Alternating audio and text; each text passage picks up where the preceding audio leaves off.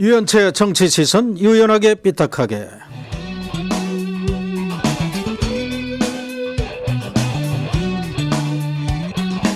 안철수 의원이 이끄는 신당이 어제 창당 발기인대회를 열었습니다. 당명은 국민의당으로 정해졌고 한상진 서울대 명예교수와 윤여준 전 환경부 장관을 공동 창당 준비위원장으로 하고 안철수 의원은 인재 영입위원장을 맡았습니다. 우선 한상진 위원장의 말을 들어볼까요? 국민의당은 정치 참여의 문호를 활짝 개방합니다. 모든 폐쇄적, 독단적 이분법을 단호히 배격합니다. 네, 안철수 신당을 비롯해서 지금 여야 간의 인재 영입 전쟁이 벌어지고 있습니다. 그 속내도 복잡하고 또 일각에서는 잡음과 해프닝이 일어나고 있는데요.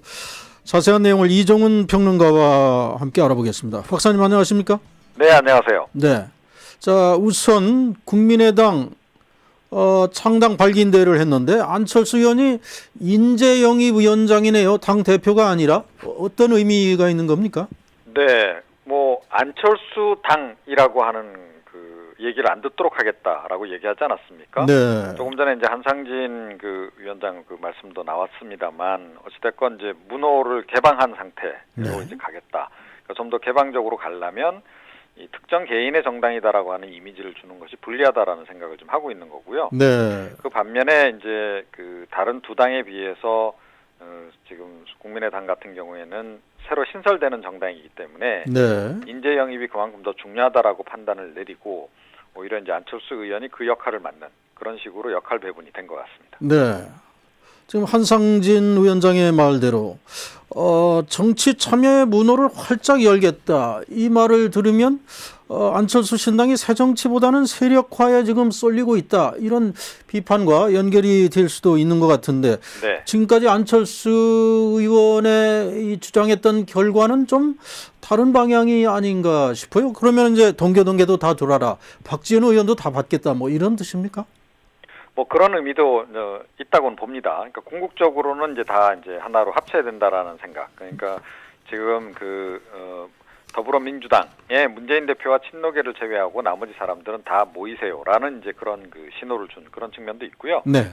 하지만 이제 너무 그렇게 가다 보니까 사실은 약간 논란도 없지 않아 있죠. 그러니까 너무 구정치인들만 잔뜩 모이는 거 아니냐. 네. 그런 이제 비판론이 이제 없지 않아 있기 때문에 사실은 그래서 이제 새로운 인재 영입에 더욱더 공을 들이겠다라고 하는 그 의지의 표명으로 안철수 의원이 인재 영입위원장을 이제 맡은 그런 그 상황이고요. 네. 사실은 다른 두 당하고 달리 이 국민의당은 더욱더 사실은 인재 영입에 당의 사활이 걸렸다 이렇게 봐야 되는 거죠. 네. 자, 안철수 의원과 오늘 국민의당이 이승만 박정희 전 대통령의 묘소를 찾았습니다. 과거 문재인 더민주 대표와는 좀 이렇게 대비되는 행보 같은데요. 이 의미를 어떻게 봐야 됩니까?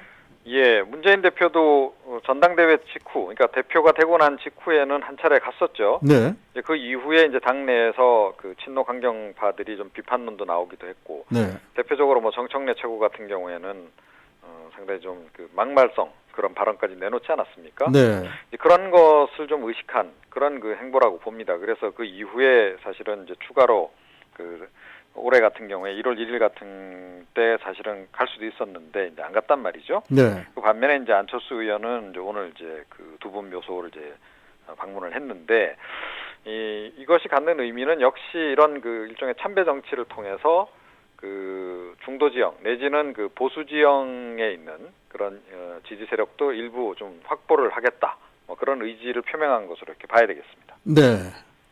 자, 국민의당에 대한 합류가 지금 계속 이어지고 있습니다. 더민주를 탈당한 전북 군산의 김관영 의원, 그리고 얼마 전에 탈당한 광주의 권은희 의원이 국민의당에 합류하겠다는 의사를 밝혔는데 네. 특히 권은희 의원은 천정배 신당과 좀 저울질을 한 것 같은데 어떻습니까? 지금 어떤 세력이 쏠리는 쪽으로의 이동을 선택한 것입니까? 그거보다는 김한길 그 전 대표와의 인연 때문에 그쪽으로 일단 몸을 실은 게 아닌가. 김관영 의원은 비서실장을 지냈죠? 네, 그렇기도 했고 또 권은희 의원 같은 경우에도 그 김한길 계로 통하지 않습니까? 네. 김한길 전 대표가 그 당대표 시절에 사실은 재보선 때 이제 영입을 해서 출마를 시킨 이제 그런 인연도 있고 해서 막 그런 것이 일단 뭐 더 많이 작용을 했다 이렇게 봐야 될 것 같고요. 그리고 뭐 최근에 아무래도 이 국민의당 쪽으로 지지율이 조금 더 쏠리는 현상, 네. 그것도 뭐 물론 작용을 당연히 했다 이렇게 봐야 되겠죠.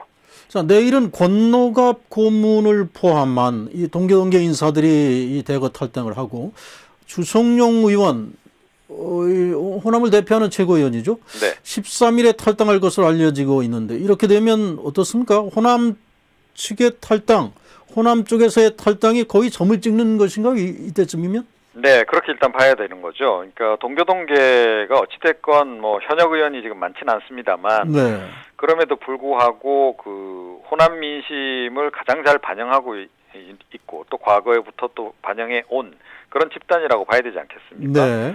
그 이제 중요한 측이 이제 빠져나간다. 이 얘기는 뭐냐면 그 사실은 더불어민주당 입장에서는 전통적인 텃밭이었던 호남 민심의 핵심이 지금 사라지게 되는 그런 그 상황이거든요. 네. 이제 일단 그렇게 봐야 될 것 같고 주승용 최고 같은 경우에도 그 최고위원 경선에서 1등을 한 수석 최고위원 아니겠습니까? 네. 그리고 이제 호남을 이제 대표하는 그런 그 대표적인 최고위원 가운데 한 사람이고 그런데 이제 탈당을 한다라 그러면 역시 이제 호남 민심은 완전히 돌아섰다.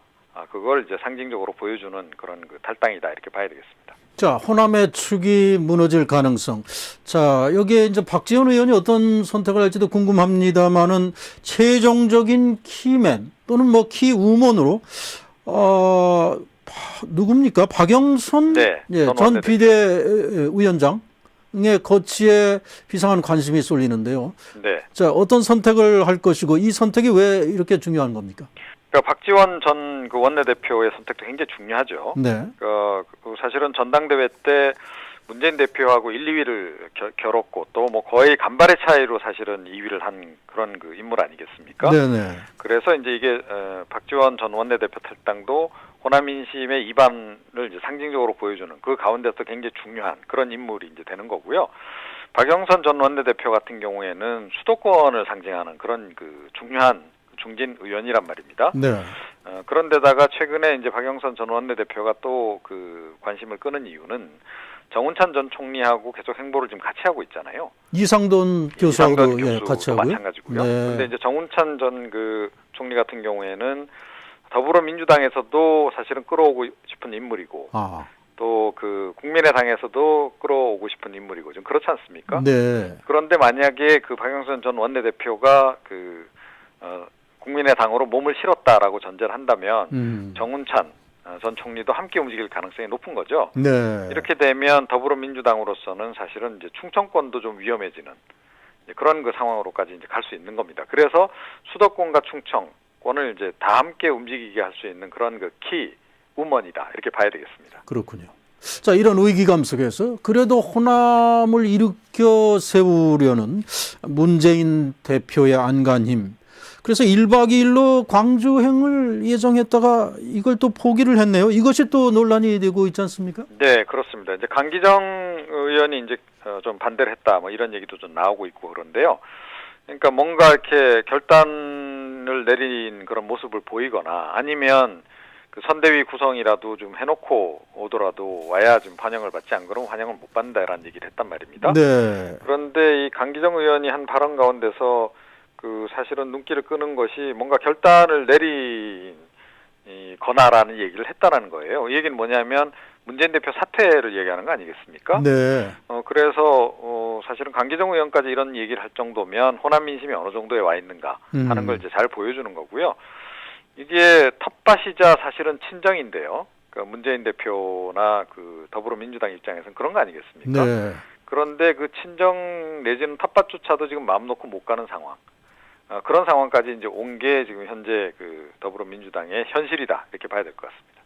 자, 그동안 뭐 하느냐 이런 비판을 들었던 새누리당도 이제 인재 영입 경쟁에 합류를 했는데 주로 지금까지 종편에서 정치 패널로 활동했던 변호사를 중심으로 해서 6명을 영입 인사로 발표했는데 네. 김무성 대표의 이 입장이 좀 묘합니다. 한번 들어보겠습니다. 제가 먼저 연락하지 않았습니다. 이분들이 모여서 나라를 걱정하고 이래 하다가 우리도 같이 나서자 이렇게 해가 저한테 연락 왔다는 점을 말씀드립니다. 네, 인재 영입인데 굳이 제가 먼저 연락하지 않았습니다. 이게 무슨 말입니까? 그러게 말입니다. 그러니까 인재 영입인데 또 인재 영입은 아니다라고 또 본인이 얘기하지 않았습니까? 기자들 네. 앞에서. 그러니까 이게 인재 영입인 듯 인재 영입 같지 않은 그런 이제 인재 영입이 돼버린 건데요. 네. 뭐 김무성 대표가 저렇게 얘기할 수밖에 없었던 데는 나름의 이유는 있다라고 생각합니다. 어찌됐건 그 당내에서 친박계의 그 목소리가 여전히 좀 높은 상황 아니겠습니까? 특히 네. 공천 관련해서 뭐 진박 공천 얘기도 좀 많이 나오고 있고, 친박계가 아니면 거의 지금 공천을 못 받을 거다라는 얘기까지 지금 나오는 그런 국면에서 예를 들어서 본인이 누군가를 영입해가지고 이렇게 당으로 데려오면 그 반발이 있을 수 있거든요. 네. 뭐 결국은 그 김무성 그 공천하려고 하는 거 아니냐. 그러니까 진김 공천, 진박 공천에 대해서 대항해서 진김 공천 하려는 게 아니냐라고 하는 그런 논란의 여지가 있기 때문에 그거를 좀 막는 차원에서 이런 얘기를 한 것 같긴 해요. 그리고 이제 나름의 그동안에 이제 원칙이 있지 않습니까? 네. 전략 공천 안 한다 그러고 해온 것도 있고. 하지만 이게 누가 보더라도 좀 이상한 것이 이 기자들한테 그러면 굳이 이렇게 이 사람들을 소개할 필요가 있었냐는 거죠. 네. 그런 부분이 지금 애매하다. 그래서 김무성 대표가 이 부분 관련해서도 행보를 조금 더 분명히 해주시는 게 좀 필요하지 않나 이렇게 생각을 합니다. 네. 인재 영입의 속내가 다 있겠습니다만 국민의 눈에는 일단 이 여야를 막론하고 인재 영입에 전혀 감동이 다가오지 않는 게 문제인 것 같습니다. 네, 오늘 말씀 여기까지 듣겠습니다. 고맙습니다. 네. 네, 지금까지 이종훈 박사였습니다.